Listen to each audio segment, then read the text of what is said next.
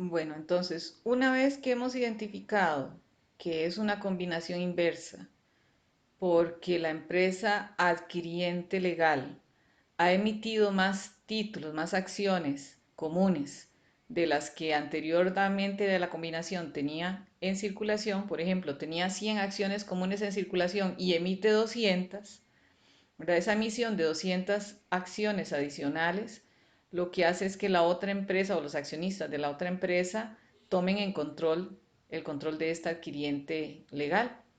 Entonces, así esta adquiriente legal se va a convertir en una adquirida contablemente y la otra empresa va a ser la adquiriente contable. Entonces, a partir de aquí vamos a hablar solamente desde el punto de vista contable, ¿verdad? Vamos a hablar desde el punto de vista contable, no legal. Entonces, en esas empresas en que hay una combinación inversa, los pasos a seguir para la combinación sería, primero hay que determinar el costo de la combinación. El costo de la combinación se puede medir de dos maneras. Uno es medirlo a través de las acciones que la matriz contable habría tenido que emitir para obtener el mismo control de la empresa adquirida. Ese es el primer sistema de calcular el costo de la combinación. El segundo sistema es calcular el costo de las acciones que ya tenía emitidas la subsidiaria antes de la combinación. Y estamos hablando de matriz contable y subsidiaria contable. Por eso existen dos alternativas. Eso depende de cuáles son las acciones que más fácilmente tienen su valor razonable, cuál de ellas cotiza en bolsa. En los estados financieros, lo que vamos a tener es el valor razonable de los activos netos de la subsidiaria contable. Y eso va a ser por el porcentaje que se haya adquirido. En la participación no controladora, el valor en libros del patrimonio de la matriz contable nos va a decir, ¿verdad? Ese valor en libros del patrimonio de la matriz contable multiplicado por el porcentaje de participación no controladora nos va a dar cuál es el valor de la participación no controladora. El capital social que va a aparecer en el estado de situación financiera consolidado tiene que tener la estructura de la subsidiaria contable. Esto es porque legalmente es la que aparece inscrita como controladora y por lo tanto tiene que llevar el nombre de esta eh, empresa controladora legal, pero en realidad la que está controlando todo es la otra. Y el patrimonio total lo que va a contemplar es el patrimonio de la matriz contable menos el costo de la combinación. Entonces, cuando nosotros vamos a presentar este estado de situación financiera consolidado, lo que va a aparecer en el capital social es el número de acciones en circulación de la subsidiaria contable multiplicado por su valor nominal, ¿verdad? Todo lo demás va a ser prima. En las adquisiciones inversas se considera que el costo de la combinación de negocios ha sido incurrido por la matriz contable en forma de instrumentos de patrimonio emitidos a los propietarios de la subsidiaria contable. Entonces, el primer enfoque del que hablamos para determinar el costo de la combinación es calcular el valor de las acciones que la matriz contable habría tenido que emitir para dar a los dueños de la subsidiaria contable el mismo porcentaje de participación en la entidad combinada que resulte de la adquisición inversa.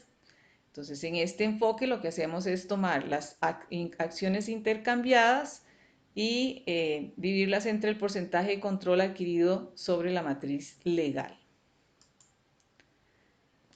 El enfoque 2 es si el valor de las acciones de la subsidiaria contable proporcionan un criterio más fiable, el costo de la combinación se calcula con el valor de mercado de las acciones que tiene emitidas, ¿verdad? Que ya estaban emitidas en la subsidiaria contable antes de la combinación.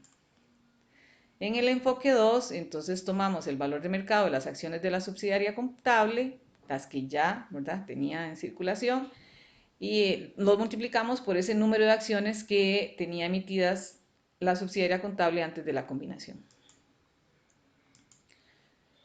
Los intereses de los propietarios de la matriz contable que no se hayan intercambiado, ¿verdad? Los que se los que permanezcan fuera de la combinación, es lo que vamos a tratar como participación no controladora en los estados financieros consolidados posteriores a la combinación. Y esta participación se va a representar por los valores en libros de los activos netos de la matriz contable antes de la combinación. Los activos y pasivos de la matriz contable se reconocen y valoran en los estados consolidados por su valor en libros. Los estados financieros son emitidos bajo la denominación de la subsidiaria contable, pero en las notas se describen como una continuación de la controladora contable. Entonces, en los costos de la combinación inversa hay que ajustar el capital social consolidado para que quede con la estructura de la subsidiaria contable, es decir, cuántas acciones en circulación tiene la subsidiaria contable y cuál es su valor nominal. Hay que cerrar el patrimonio de la subsidiaria contable contra la inversión, la plusvalía y los aumentos de valor de los activos. Y también hay que cerrar el patrimonio de la matriz contable por el porcentaje de participación no controladora.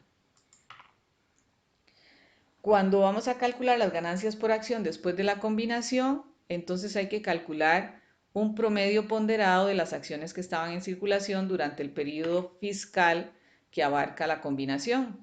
Entonces, si el periodo fiscal abarca, ¿verdad? Aquí, por ejemplo, la cantidad que se va a tomar de acciones antes de la combinación y la cantidad de acciones después de la combinación, ¿verdad? La utilidad del periodo de la controladora para las acciones comunes va a abarcar este promedio de acciones en circulación, ¿verdad? ¿Cuántos meses estuvieron estas en circulación y cuántos estas?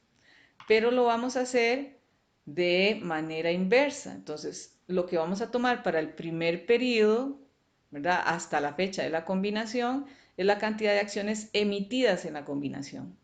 Y lo que vamos a tomar como acciones después en circulación después de la combinación es la cantidad de acciones después, las completas después de la combinación. Eso nos va a dar el total de promedio en acciones. Entonces, en unos ejercicios posteriores, en otro video, vamos a explicar cómo se hacen estos casos en números. Gracias.